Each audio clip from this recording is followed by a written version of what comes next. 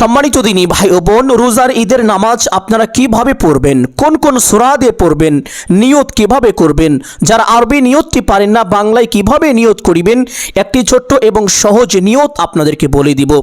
যেহেতু এই নামাজ অনেক দিন পর পর পড়তে হয় এবং এই নামাজের মধ্যে অতিরিক্ত 6টি তাকবীর বলতে হয়, যার কারণে আমরা অনেকে এই নামাজে ভুল করে থাকি, নামাজটা সঠিকভাবে পড়তে পারি না।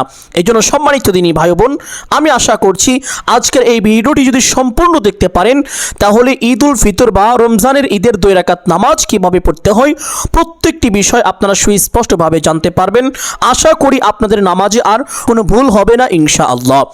সম্মানিত দিনী ভাই বোন, পবিত্র এই ঈদ উল ফিতরের নামাজ পড়ার জন্য জায়নামাজে দাঁড়াবেন কিবলামুখী হয়ে। দাঁড়িয়ে যারা এই জায়নামাজে ছোট্ট দোয়াটি পারেন তারা অবশ্যই ছোট্ট দোয়াটি এইভাবে সহিশুদ্ধ করে পাঠ করিবেন। إني وجهت وجهي للذي فطر السماوات والأرض حنيفا وما أنا من المشركين। আর যারা এই ছোট্ট দোয়াটি পারেন না, পাঠ করতে হবে না, কোনো সমস্যা নেই। যাই নামাজে দাঁড়িয়ে সর্বপ্রথম নামাজের নিয়ত করিবেন। যারা আরবি নিয়তটি পারেন তারা আরবিতে নিয়ত করে নেবেন, আর যারা আরবি নিয়তটি পারেন না তারা বাংলায় এইভাবে এই নিয়তটি করিবেন। আমি কিবলামুখী হয়ে আল্লাহর রাস্তে এই ইমামের পিছনে 6 তাকবীরের সহিত ঈদ উল ফিতরের 2 রাকাত ওয়াজিব নামাজ পড়িতেছি। যদি এইভাবে নিয়ত করাটা আপনার জন্য কষ্টকর হয়ে যায় তাহলে একেবারে সহজ এবং ছোট্ট একটি নিয়তের কথা আপনাদেরকে বলে দিচ্ছি, আর তা হলো যারা ইমামের পিছনে এই নামাজ পড়বেন নিয়তটি এইভাবে করিবেন। আমি কিবলামুখী হয়ে এই ইমামের পিছনে ঈদের নামাজ পড়িতেছি বা রোজার ঈদের নামাজ পড়িতেছি। আমি কিবলামুখী হয়ে এই ইমামের পিছনে রোজার ঈদের নামাজ পড়িতেছি, তাহলে আপনার নিয়ত হয়ে যাবে ইনশাআল্লাহ। সম্মানিত দিনী ভাই ও বোন আমার, আর যারা জামায়াতের সাথে এই নামাজ পড়তে পারবেন না, বাড়িতে একা একা পড়বেন, তারা নিয়তটি এইভাবে করিবেন। আমি কিবলামুখী হয়ে আল্লাহ তাআলা সন্তুষ্টির জন্য ঈদ উল ফিতরের 2 রাকাত ওয়াজিব নামাজ 6 তাকবীরের সহিত পড়িতেছি বা পড়ার নিয়ত করিতেছি। আল্লাহু আকবার। আর সহজ করে বললে এইভাবে বলবেন, আমি কিবলামুখী হয়ে ঈদ উল ফিতরের নামাজ পড়িতেছি, বাস নিয়ত হয়ে যাবে। নিয়ত শেষ করে নামাজটি এইভাবে শুরু করবেন। আল্লাহু আকবার, সুবহানাকা আল্লাহুম্মা ওয়া বিহামদিকা ওয়া তাবারাকা ইসমুকা ওয়া তাআলা জাদ্দুকা ওয়া লা ইলাহা গায়রুক। আল্লাহু আকবার, আল্লাহু আকবার, আল্লাহু আকবার। আউযু বিল্লাহি মিনাশ শাইতানির রাজীম। বিসমিল্লাহির রহমানির রহিম।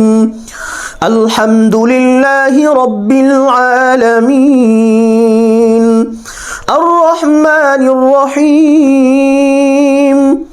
মালিকি ইয়াউমিদ্দিন। إياك نعبد وإياك نستعين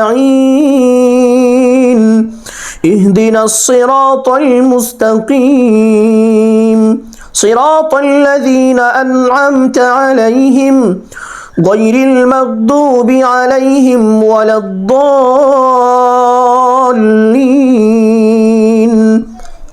آمين بسم الله الرحمن الرحيم والتين والزيتون وطور سينين وهذا البلد الأمين لقد خلقنا الإنسان في أحسن تقويم ثم رددناه أسفل سافلين إلا الذين آمنوا وعملوا الصالحات فلهم أجر غير ممنون فما يكذبك بعد بالدين أليس الله بأحكم الحاكمين الله أكبر سبحان ربي العظيم سبحان ربي العظيم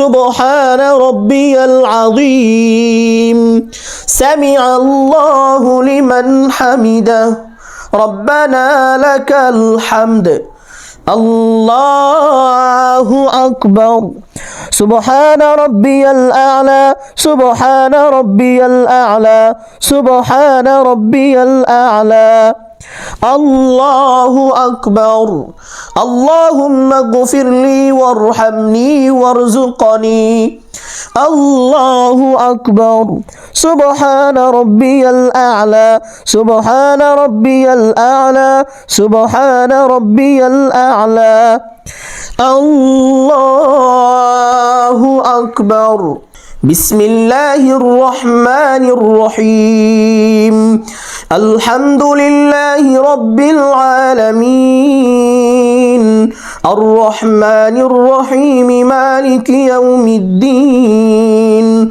إياك نعبد وإياك نستعين اهدنا الصراط المستقيم صراط الذين أنعمت عليهم غير المغضوب عليهم ولا الضالين آمين بسم الله الرحمن الرحيم قل هو الله أحد الله الصمد لم يلد ولم يولد ولم يكن له كفوا أحد الله أكبر الله أكبر الله أكبر الله أكبر سبحان ربي العظيم سبحان ربي العظيم سبحان ربي العظيم سمع الله لمن حمده ربنا لك الحمد الله أكبر سبحان ربي الأعلى سبحان ربي الأعلى